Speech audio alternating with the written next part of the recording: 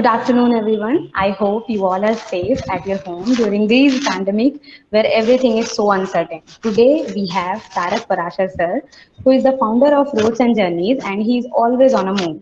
He's either in the mountains or skimming the seabed, or transforming himself into a kite harnessed to his personal parasail.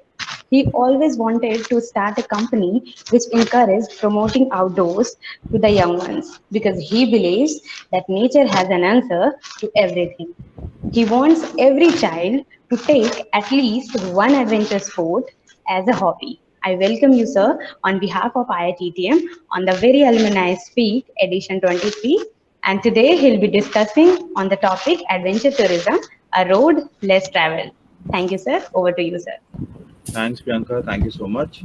Jain, Taarak, how are you? I'm good, sir. How are you, Pawan, sir? Good Nice afternoon. to see you after long. Same here, sir. I can't see you, but I can hear you.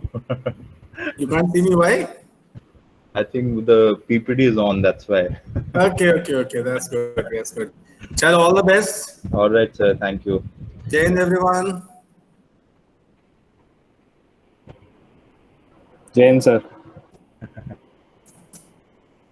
Right. Yeah, please, Taarak, continue, please. Yeah. All right. So, it's unfortunate that I'm not in the audience, but it's always good to have an interaction session. So let us do it this way. And once I'm done, please feel free to get back to me with your questions. That'll be lovely. So starting with this topic of adventure tourism, a road less traveled. Why is it so? So that's what I'm going to discuss with you, and also my experiences in the last 8 years since I finished and since I started my own company. So just to give you a background, why at all? Why do you like to go out? Why have adventure tourism? So these are the points that you see here. Of course, you want to experience nature, and you can't do that sitting in four walls. So what do you do about it? So you have to make an effort to step out, to go out in nature, to feel that, and that's one thing that adventure makes you do. It's also the time when you actually can get away from the crowded cities. It's not always nice to be surrounded by people, noise, pollution. So just be away from the media pressure, be away from social pressures. Just have time to yourself. That can be done once you travel. uh, Obviously, once you start to travel, you also learn, you learn to create new relationships. You meet new people. You come to know about certain things. You kind of discuss topics with them, and also how you work actually in a situation. Say if you're on a trek, how do you make things work? So that teamwork is there. So that's what also you learn once you are away from your comfort zone. When you are into an unknown territory, it makes you more confident to face all of it. So going ahead, of course, you explore, you test your limits. So you have to actually step out in order to experience it. So once you don't actually go into the sea, you would never know how a wave feels, or how does it feel to surf. But at the same time, you are all obviously with a skilled instructor. So the idea is to stay safe and at the same time learn something new, something that you were scared about, and now you want to go ahead and overcome that fear. So adventure actually teaches you that. So I myself have fearful of a few things, but once you do them, you actually get more confident. You start to enjoy those activities, and it's fun. And the experiences obviously leave you in an awe because it is something new that you have tried, you have succeeded at it, and you want to obviously do more. So it's actually fun, to take up new things, new hobbies, try your hands at them, uh, get to know the activities, become masters at it, and then continue to explore the path.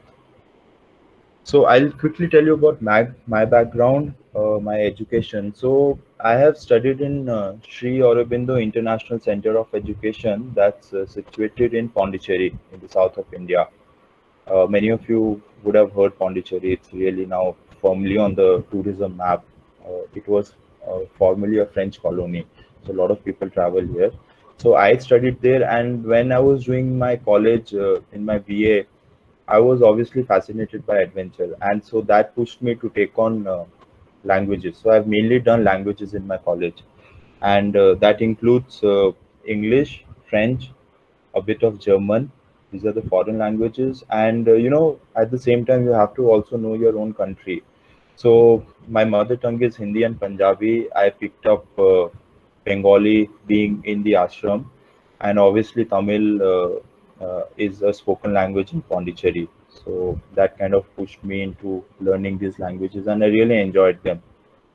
So every time I travel to any part of our country, it's kind of easier to manage when you know the languages. Apart from that, I went on to, of course, do my MBA tourism at IITTM. So that was fun.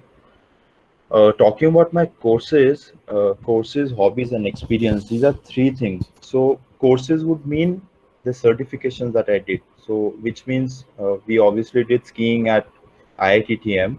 After that, I went to do my paragliding in Pune, and I'm also a rescue diver. I'm a scuba diver, a rescue diver. So those are the courses that are certified. Under hobbies, uh, are things like surfing, sailing, windsurfing, cycling, and running. These are my hobbies. These are not really certified activities, but I do them on my own. So idea is to keep in touch with especially the hobbies, because courses are not always uh, courses are tend to get more expensive. So even if you want to do those as your hobbies, it's kind of on a costlier side. But hobbies are something that you can just have. You have a surfing board, you can go out surfing. You have a cycle, you go out cycling regularly. So that's what I do with hobbies. Now, under the experience is something that is not certified, and can be put as a hobby also. So that is my main work, that is trekking. So it's not like I was certified by any company to go on a treks or lead treks. It was more out of experience, and that's how I started it. So I have kind of done about 50 Himalayan treks, 50 or more, and all over North India, which means I've done treks in Kashmir, in Uttarakhand, in Himachal Pradesh, and in Arunachal Pradesh, as well as uh, Sikkim and West Bengal. So West Bengal is interesting because I don't know if you guys are aware. There's a little stretch of land that pushes between Nepal and Sikkim. That's where there's a very famous trek called Sandatpur trek. So that is one of the treks. So that's why West Bengal also comes in the picture. So these are the areas that I've covered through my treks. Other than that, of course, the South India. Of course, we can't forget South India, Western Ghats. So I've traveled in Karnataka, Kerala. My favorite place is definitely Kerala, Wayanad, and really explored those places. They are not long trekking itineraries, but they are like shorter experiences. So you can go for 2 days and just set up a camp and stay there. So I've done a lot of that. So that includes also going, watching a lot of wildlife. So it's been pretty interesting, the journey.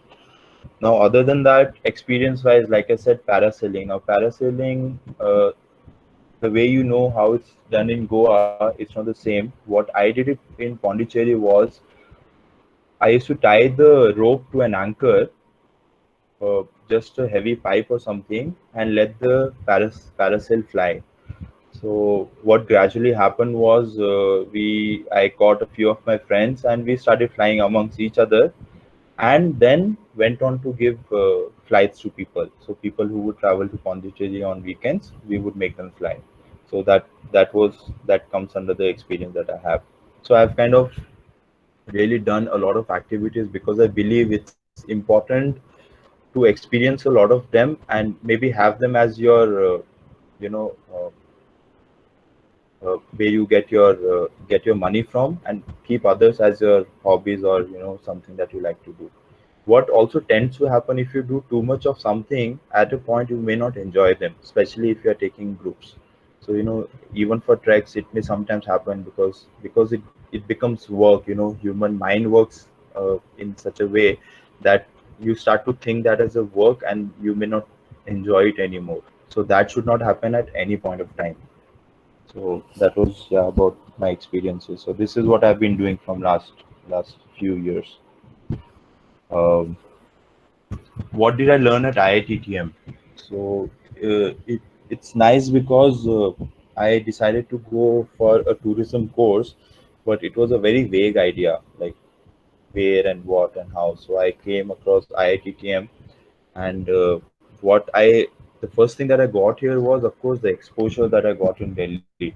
So I come from Pondicherry, which is a very small town. I've lived, I've done my schooling here, where I had to just walk from my hostel to my school, and it would just take me literally 3 minutes to do so. 3 minutes, and I've done that for 18 years of my life. You just get out of your hostel, go and eat. You are in the school, or you are in your sports round, and everything took about 5 to 10 minutes and nothing more. Now imagine getting up from there and going to Delhi, where you have to travel everywhere for 2 hours, 1.5 hours. So it was actually pretty shocking for me at first, but that's where I kind of learned to understand how things work, how the realities of life, and that was the exposure given to me. I met a lot of people in my journeys, so that was pretty amazing. And secondly, of course, the options. When you start, you don't know what is there and how it is there. So this is what I learned at the college. So they had courses, they had options, so we could obviously choose from them. It becomes easier. So once you have the options, okay, this is what I want to do, what makes sense to me, and I would like to choose that. It is from here that I got the direction that I want to actually go into adventure tourism. So that's what I picked up as my specialty, and I worked on it. I started to work on it. The first experience was, of course, the skiing course that happened, and from there you kind of pick up. You want to do more and pick up more hobbies and skills, and so that was the direction given there. Like, yeah, this is what I want to do. This is how I would like it to happen. There's a very funny part to it. This point that I put, first time exams. Uh, it's actually, you will find it funny, but this was the first time I actually gave exams. So in our school in Pondicherry, we do not have exams starting from kindergarten to college, and this is how things work. So it's called more or less a free progressive system, where we are actually allowed to choose our teachers, our subjects, and our time from, say, class 10th to college, which meant you are choosing something that you love, and at the same time you would be interested in doing that. Nobody's forcing you to do it. So that was a very interesting thing that happened. And of course, like I said, no exams. So we didn't have exams. We just had kind of progress reports which said, okay, this is what has been done, and you're put into the next class. So there are no exams, there are no markings, there are no gradings at all.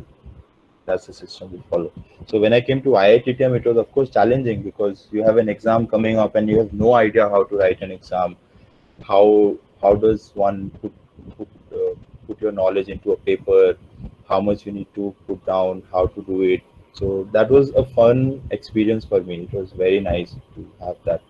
Of course, other than, like I said, the teachers that were there who helped us go through it and make us understand things, how it worked. So that help was always given. That was wonderful. Uh, Now, expectations versus facts. I take this from two point of views. One is, once you finish college, what are the expectations and what are the facts? Second is my own experience, like when I started roads and journeys. So financial growth is something that we all think about, obviously. So it's not like the moment you finish and you are put into a company and uh, you start to earn a lot. Okay, it takes time. You have to work. You have to really work hard. make sure that you do things on time, and then the growth happens. And it's a healthy thing, because the moment you kind of work hard and go ahead, it gives you more in life rather than getting easy the very first time. Same thing when I started roads and journeys. Obviously, I started with two treks in my first year. So, it wasn't easy. How do you manage everything? How do you manage your expenses? But then you have to do it because you love something. You have to put an effort. You have to put your willpower and go ahead with it. Other than financial growth is also your self growth. Okay, you as students, when you come out of the college, you need to face life. You need to do things. How do you do all of that? So that will give you growth. Every time you meet people, you know how to talk to them, how you face situations, uh, how to handle everything that comes your way. Same thing again with roads and journeys. So it took me a bit of struggle, of course. I'm still struggling. It's not like I'm in the best of this thing, but it's nice because I've learned a lot on this path. So you have to constantly put in criterias, put in efforts, and measure your efforts. And so okay, this is what I would like to do. This is the timeline I would like to do it in, and put your heart and soul into it. Okay, so that's how you grow. That's the self growth part of it. Difficulties are of course going to be there. You are going to finish. This is COVID time. It's kind of sad, and it's going to be very difficult. But does that mean you are not going to do anything about it? Of course, you are going to make ways. You're going to think about newer ways. You're going to put your mind into it. Okay, what are the alternatives that I can do? There are thousands of things one can do. So you don't have to always feel scared, feel uh, you know not confident. You have to fight it out, and that's how things work in life. Right now, I'm not doing my treks this year. So what do I do? Do I go into a depression? Do I not work? Do I not eat? Or do I just hold my head and say, oh no, what am I going to do? So me at the moment, what I'm doing is I'm actually thinking, okay, treks are not happening. What can I plan for October and November? Let me check on those options. People would definitely would like to go out. So if you can't do a trek, what else can you do? uh, Start with something small, make that work. Think about more options that you probably never thought about. How to get things, how to move things, how to do everything. So you have to chalk out new programs, put your head into it, sit, think, brainstorming, talk to your friends, talk to your elders, talk to your parents, and understand what can be done, how it can be done. And I think everybody has their strengths. So their things can things definitely work out, and that's how you have to be. Now for that, you have to have self belief and faith. So self belief is something is without which you can't really move ahead. If you don't believe in yourself, how are you going to convince somebody else to believe in you? So that's one thing that has to be constant companion. You can't give up. You have to say, okay, if I'm struggling, think why are you struggling, and always keep the confidence. Yes, okay, even if I'm struggling, I can do better. I will make it happen. I will make things work. And at the same time, the faith. Now, I think all of us are spiritual in some way, and I think those things work. I'm not going away from the scientific part of it, but just the faith. Just accept that there is something that is at work, and that you have put your faith in that power, and somebody is taking care of you. Again, for me, faith played a very important part because, like I told you, I grew up in this place, the Sri Aurobindo Ashram, where I studied the school, and we kind of were always we always looked up at the founder of the ashram called Mira Alfaza. We fondly called her as the mother, and for me that's she's there for. So if I'm in any difficulty, I remember her, and things actually work out. And I'm not kidding about this. You are in a problem, anything, just think about anything that you have faith upon, and go in that direction. But get things done, get things clear in your head, work towards it, put your heart into it. Now travel plans are something that we keep talking about, but does it mean that once you come out of the college, you have to maybe you work for 3 months and you're going to go to America or Europe. It may not happen so suddenly, but does it mean you're never going to do it? No. So you have to have patience, work towards it, again chalk out plans, and then say, okay, this is how it's going to happen. Then don't get impatient about it. Same thing with me. For me, I was, when in 2014 I started this, I wanted to obviously see India. I wanted to really experience all of that. And it's quite unbelievable that I never thought about it, but I've kind of covered most of the places in India. So the only major places that remain are Rajasthan and Orissa, and that's what I'm going to do in the next 2 months. But I had never thought when I started Roads and Journeys that I would see so much of India in next 6 months. And I've been lucky because I have seen each place many times. People get to see that place just once, but I've got to experience that place many times because I keep going back with new people, with new groups. So it's amazing how every time you go, it's something new that you get to see. So I've been very thankful that things have happened and things do work out. There's no doubt about it. So that is something that you have to definitely work upon. Uh, After that, of course, why did I start Roads and Journeys? Why was I so insistent upon it?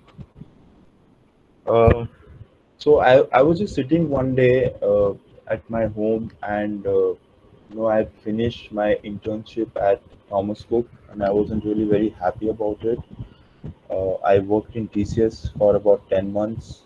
Uh, Again, I wasn't very happy about the work culture, how things work in a corporate, how you are kind of put down all the time, how you have to beg for your leaves, how you have to, just log it out.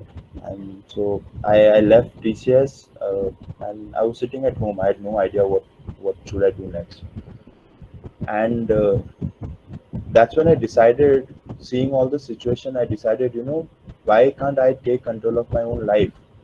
Why should I have to depend on anybody for it? So my first criteria is always, I've always wanted to be at home, be with my parents, and be in Pondicherry because it's one of my favorite places. I've grown up here. So I was sitting and I said, okay, let me start something. Which means when I start something of my own, the points that you see on the slide are things that you put into practice and you can do a lot with it. So first thing was of course time management.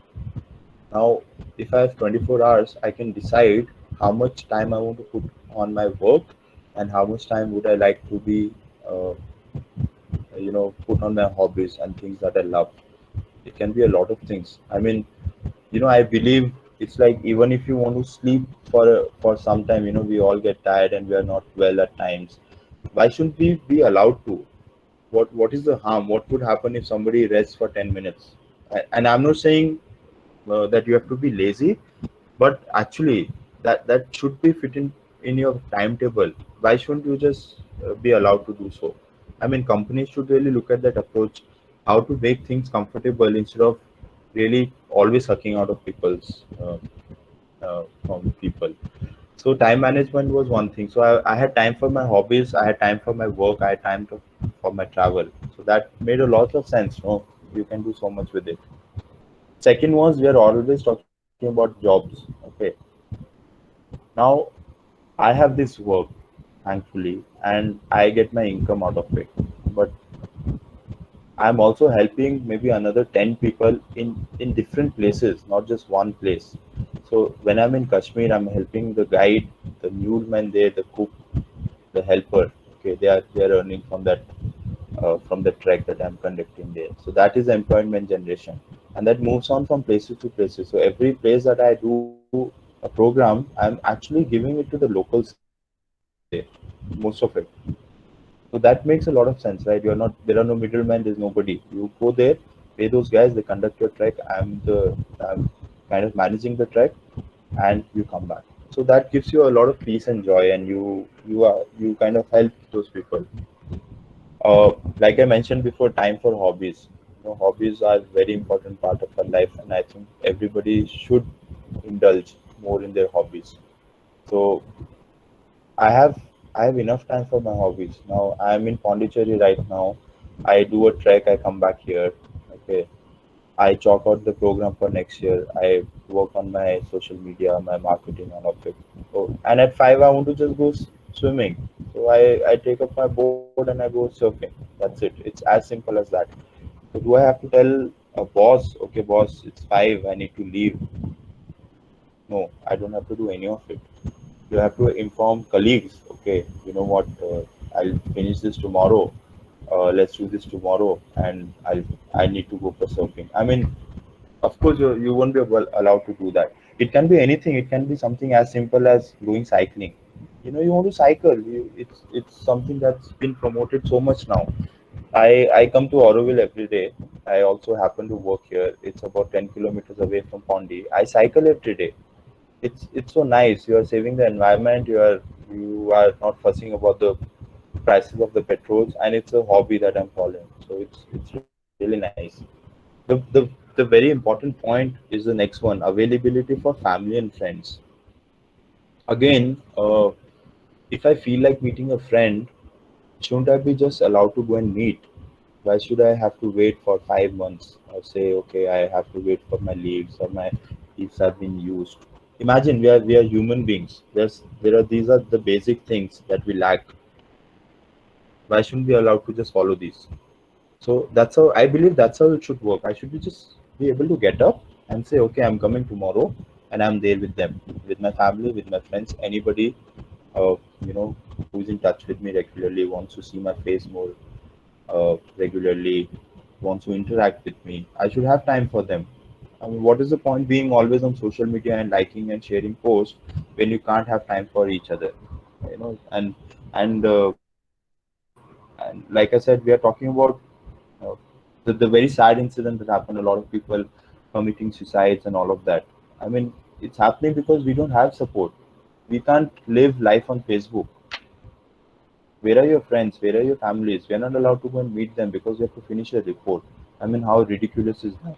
How can that? How can nobody pay attention to it? So that is one thing that I can do when I have my own company. I'm really free to do what I like, and at the same time, I should be able to give that freedom to the employees that I have. Okay, so that's what you have to also keep in mind. It's not just about yourself. You have to consider other people along with you. Traveling and explorations. I can travel. Okay, there are times I'm on Google and I'm searching for stuff. Something comes up on my wall, and I want to go there. I want to see what this place looks like. So what I do, I plan for it and I go. It's as simple as that. And like I said, you know, it's not always about the money. It's also about the willpower that you have, because that makes a lot of sense. There are times I have thought, okay, how did I do that course? I mean, I didn't have the money, but it has come from somewhere. I don't know from where. I'm being very honest and frank about it, you know. But things have happened. I've traveled so much. Just few days back, I was kind of just looking at that, you know, the typical map in Google Maps, where you have your, you can actually uh, mark your places that you have visited, and it was kind of a full map that I've been to, and I was amazed. I said, okay, when did I do all of it? It's been quite amazing. I didn't plan for most of it, but it has happened because I really wanted to. It was in my heart. So things have worked out like that. So traveling exploration, you should always have time for it. You know, it's not always about collecting three friends and going to Goa and back. Life is much more than Goa and back. Okay, there are, India is full of such amazing places. I can tell you, it's incredible. You know, you have everything in this place. You have mountains, sea, uh, ghats, beaches. Whatever you ask for is there. You know, you go to a place like Kerala where the sea and the mountains are like barely 2 hours apart. So you can just drive down from Wayanad and reach Kozhikode, and you have the sea, and then you can go up again into the western parts. So it's mind-boggling how many places you can explore. You just go to Sikkim, you know, you have pristine forest. You go to Arunachal Pradesh, you will be amazed at how much is there to explore. So these are not just places on Tripoto that you keep following and saying, okay, wow, 1,000 people have gone to this place. Let me also go and see. Why don't you look for a new place? Maybe look for a new waterfall. Maybe go into a jungle. And I'm not asking you to do it, without any safety. But what it means is stay safe, but learn to do these things. It can start small, then you can have experts advice. You can go with a lot of guides, but really do those things. So I'm doing that at the moment, and that I can only do because I'm not working for anybody. It's for me. The next part is the ethics. Okay, so what do you mean by ethics? Uh, so to give you an example, say if I was working in TCS and there's a colleague, he wants me to do something and I don't feel good about it, or maybe my boss wants me to do something, and I can't afford to really say a no because I know a lot of it matters to my job. He may not take it seriously. He might not give me a good review. So your ethics kind of go for a toss because it's not necessary you're not true about it, but you can't help it. So once you have your own you know company or your own place, you can actually just be very frank about things. You have to be honest. You have to be open. Okay, you have to be sincere. Be humble towards people and be genuine. Genuine is the main thing. Be what you are. Okay, if you are not sure about something, it's fine, but don't try to beat behind the bush and nothing will come out of it. So ethics are very important. The way you deal with the locals, the way you deal with your trekkers, the way you deal with your clients, everything has to be transparent, and that's how you grow. Okay, I'm not saying you will make everybody happy by doing that, but you will make yourself happy, and that's the most important part because you are not hiding anything from anybody. It may hurt somebody that what you're doing, but it's for your own good and growth. So that's why I started Roots and Journeys because I can do all of this when I want, as I want, and the way I want to do it. So that's nice, right? You can do that. Um, so anyway, yeah. So that's with the travel. Sorry, just give me a second. Uh, yeah, that's with the ethics. So how do you actually manage an adventure program? Uh, Now you're actually leading a group of people into something that they have never experienced or it is their first time. Okay, you may have done it 10 times before, but that does that make you not responsible, or does that make you arrogant and say, okay, I've done it so many times, nothing has happened, so it's not going to happen. Nothing is going to happen. So you can't afford to do that. Just you have the experience. You are leading a team.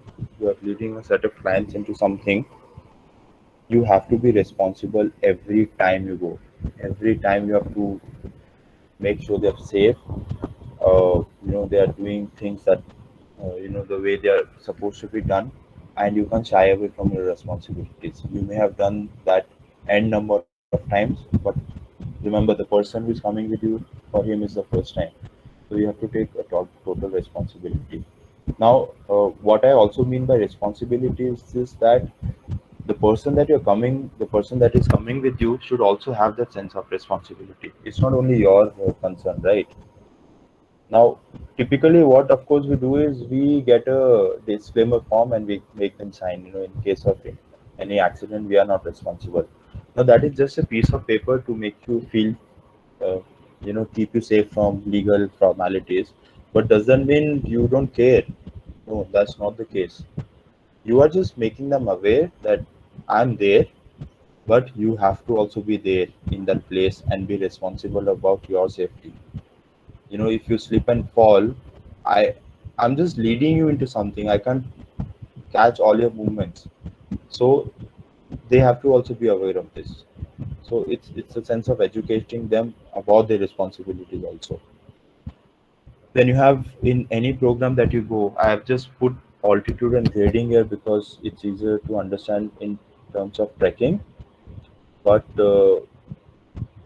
even for scuba diving or say sailing or anything that you do, you have to keep certain things in mind.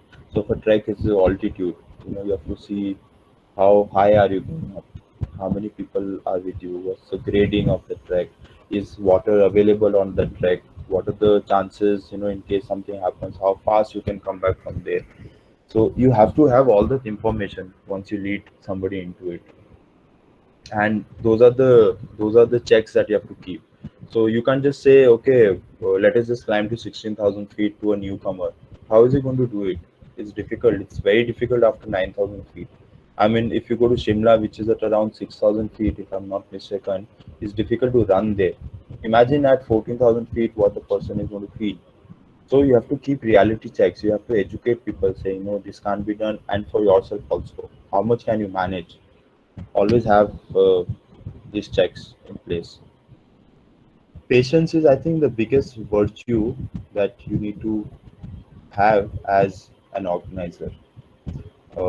We in travel agents, travel in traveling are anyway very, quiet about it, and we are polite about it. But at times you have to be also very patient, because what happens if you are doing something adventurous and somebody is not understanding it, you have to make the person understand or let it be. Okay, if at all he doesn't understand and he starts to shout and abuse you or do things, you have to understand that he's not in the right place at the moment. You are responsible for him, and you have to keep your patience. Nobody can do anything about it. So just remain calm. Maybe talk to other people. If they can talk to the person, uh, make him feel all right. And most of the times, what I've seen on the treks is that a person may be irritated at some point of time, but if you really take care and uh, make him or her feel comfortable, they are okay by, say, in next 2 3 hours. Okay, so it's a matter of time that they're going to be all right, and they're actually going to understand what you're going to say. There are sometimes very silly issues, like when I tell them, it's going to rain, so you need to hurry up. And they are like, no, the weather is so clear. You are just lying to us because you need us to hurry up. So why should I be going fast? And what do you do at that point of time? You can't push them down, right? So you tell them, okay, fine, you take your time. It's okay. I'm with you. And there are times when they get upset about it if you tell them too much. So you let it be. And it has rained, okay, in next 2 hours, and they have got drenched, and they have come back to the campsite and actually have spoken to me and told them sorry, that we should have listened to you. So that's the kind of patience level that you should have. Just let it be, move on with the thing, let the person come back to their own thing. Uh, now challenges are that sometimes clients demand also a lot, which is uh, it's difficult to handle. There are times when people are on a trek, and I'm not telling this to make you laugh, but it's funny, but it is quite a serious thing in the sense that they ask me for hot water, and I'm like, what? How do I give you hot water at 12,000 feet? I mean, you've come for a trek, you have not come to Goa, and it's quite ridiculous at times. So these are the challenges. There are some very silly demands that you obviously cannot give them at that point of time, but we have to deal with it. There are fitness issues. People who are not fit. I don't know if somebody who's come for a trek is fit or no. I'm seeing him for the first time. There are criteria that have been put on the website, but if somebody doesn't follow them and still comes, what do I do? So there are times it's happened rarely, but of course we had to send people back. That's how it works. Very simple. You can't do more than that. But these are the challenges. Sometimes there are local staff that create trouble. These weather problems. All these issues are there. These are the challenges, and so you have to move on with it, keeping safety and precautions in mind. You have to make sure you have your medical kit in place. Uh, I'm also a first aider, so I need to I have to be sure that things are well.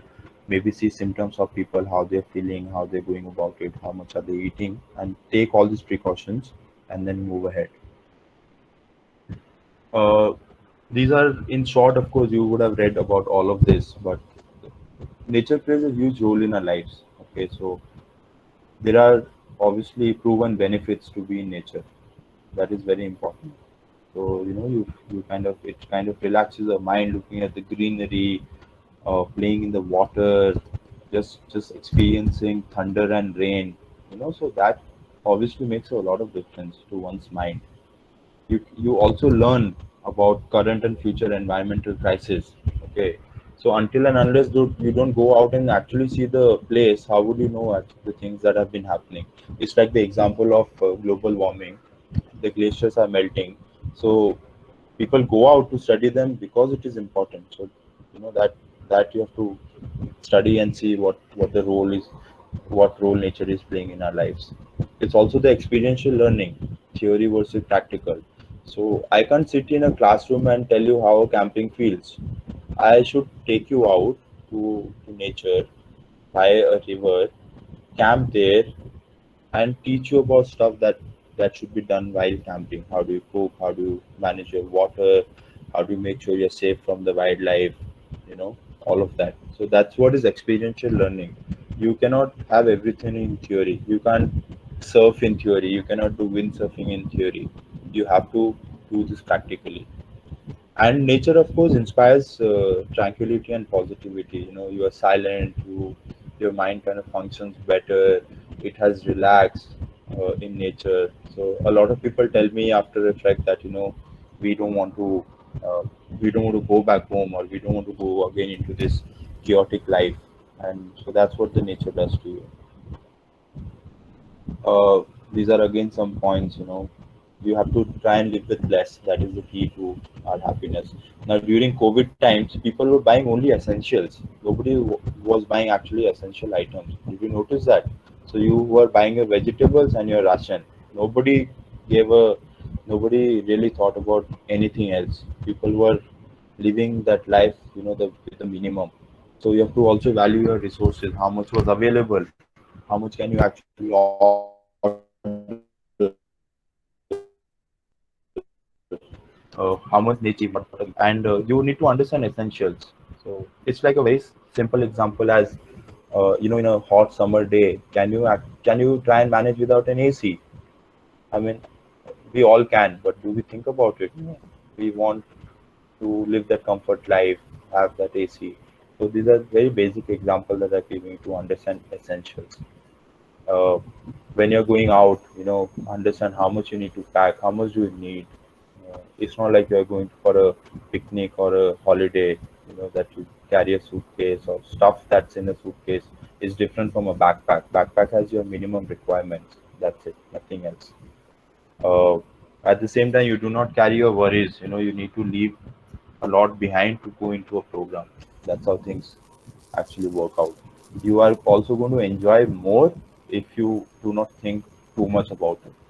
So let it be, step out, enjoy what comes, and take back those memories. And once you're out, of course, you're self-sufficient. You have to manage, like I said, if you're going out for a camping, you have to manage your food, manage your cooking, manage your stay, and be comfortable at the same time. So you have to carry very essential, and that's also the learning in life. How much do we really need? So think about that. I'll just quickly tell you about. I think we're coming to the end of the thing, yeah. So I'll quickly tell you about what I've done in past few years in numbers.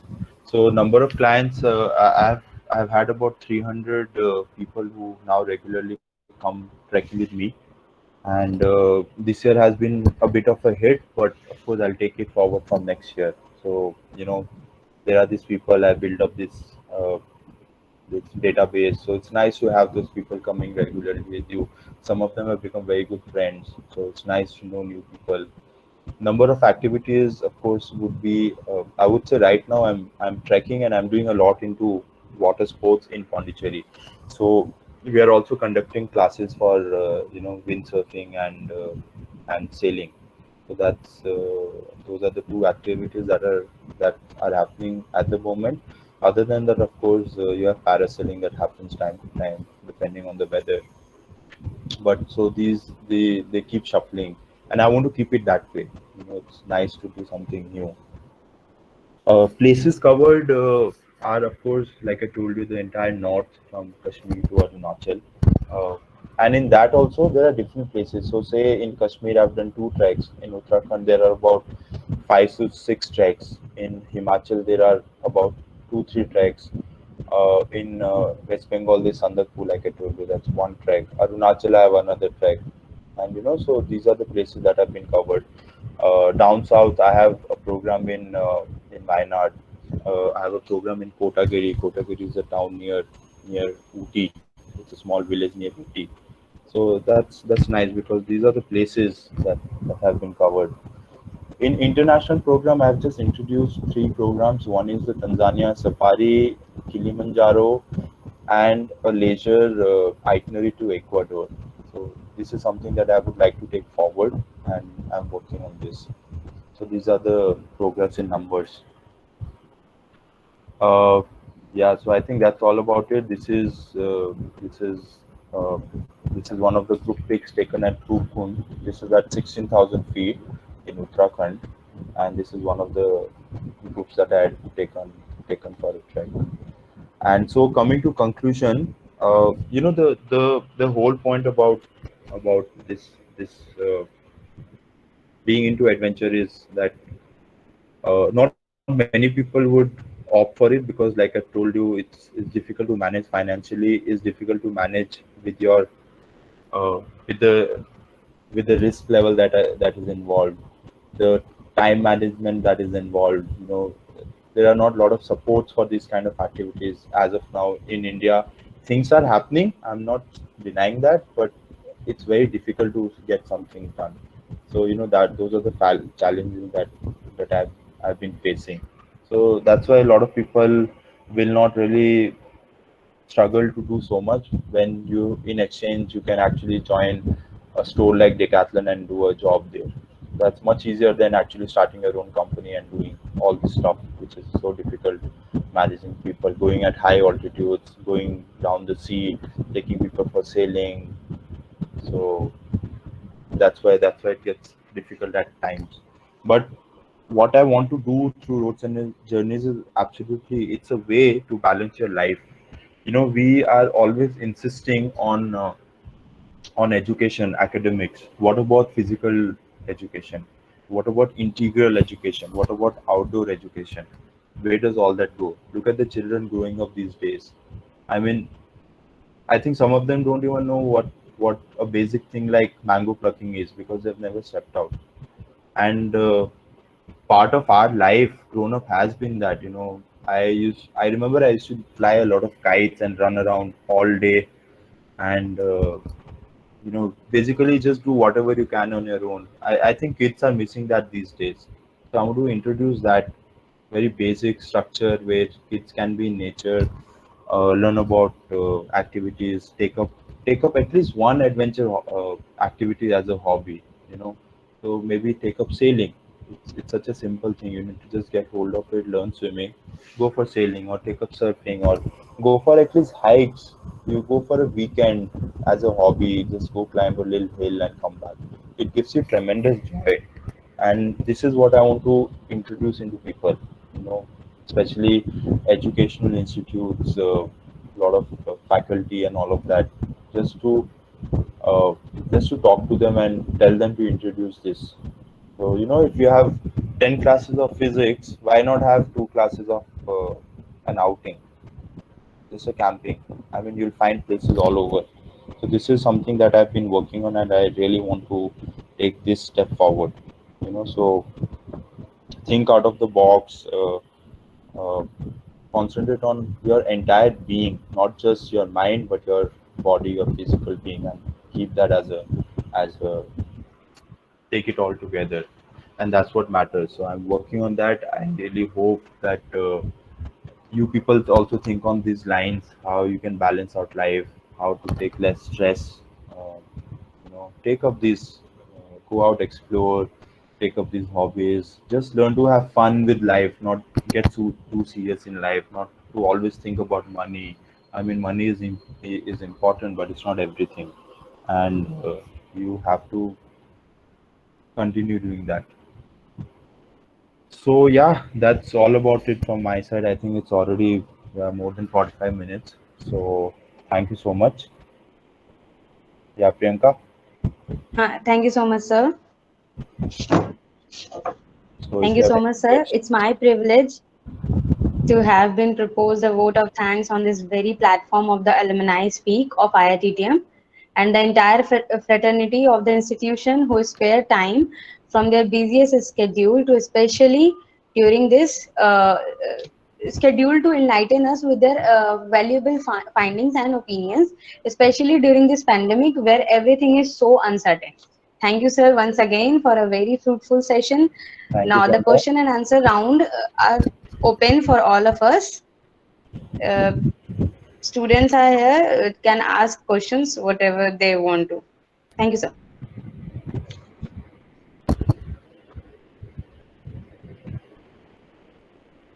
I think it'll be easier if you can just unmute your mic and ask me. Yeah. So we put your name down and I can call out the name.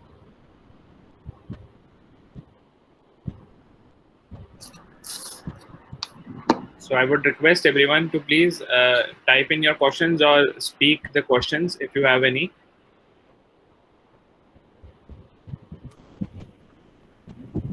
It might take 1 or 2 minutes. People might be typing in the chat box.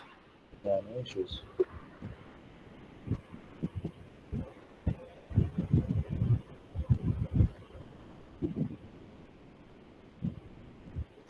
So meanwhile, I have a question. I wanted to ask Yeah. that as you are an entrepreneur, so Yeah. I wanted to know that post-COVID scenario, that what you think it will be right to go with in which niche in tourism industry.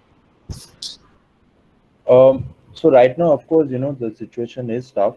Uh, the tourism industry, especially, we don't see what can be done in next 6 months. But again, like I said, things can pick up. It's not that it's end of the world. So things do happen, and I have a feeling maybe in a year's time again things will begin to pick up. So industry will open. People will want to travel. That's what I personally feel. So we need to give it at least a year for things to happen. I personally am really planning things for October and November. Just maybe I'm just being uh, overly positive, but I think I would like to see it that way. Okay, sir. Thank you so much, sir.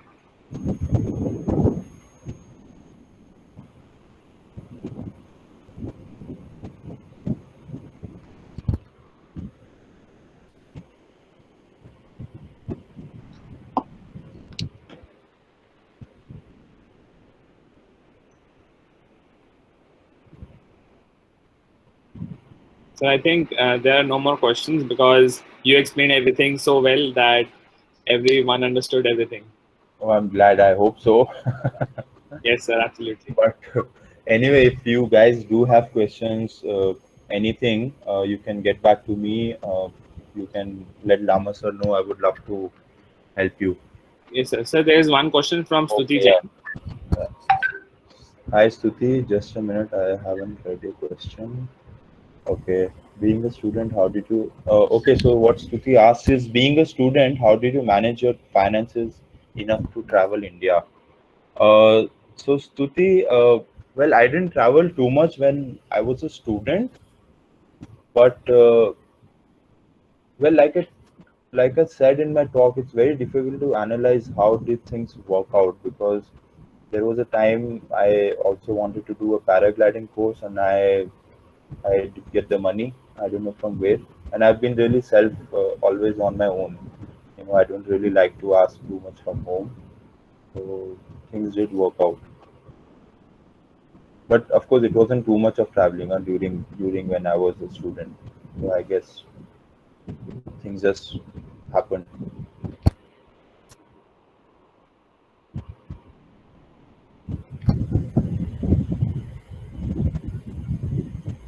Yeah, absolutely. I'll share my contact and email. Should I?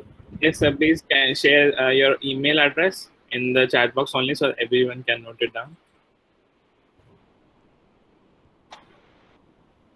And any more questions if you have?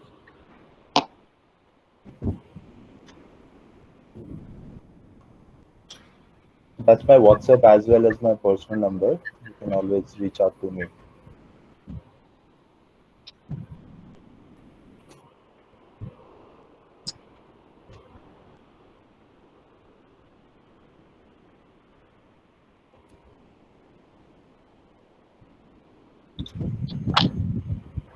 So I think, sir, we should conclude now. Thank you so much, sir, All right. Yeah. Thank you so for, much. for a wonderful session. We really learned a lot. So we'll try to cover India as soon as possible. Yeah. Good luck for that. And just a quick word that don't get discouraged with all the situation. Things will work out. And Absolutely. yeah, just be on it. It's nice. It was lovely to have you guys. For sure, sir. All Thank you right. so much, sir. All right. Okay, Lama sir, Pavan sir, if you're around. I think they might be busy in the Taarak, yes, thank you so much, Taarak. All right, sir. Wish you all the very best for all your future endeavors. Thank you so much, sir. Thank you so much. Thank you for having me. Thank you. We'll All have a right. question chat sometime. All right, sir. Okay, Okay. all the Bye. best. All the Bye, best. guys. Bye. Okay.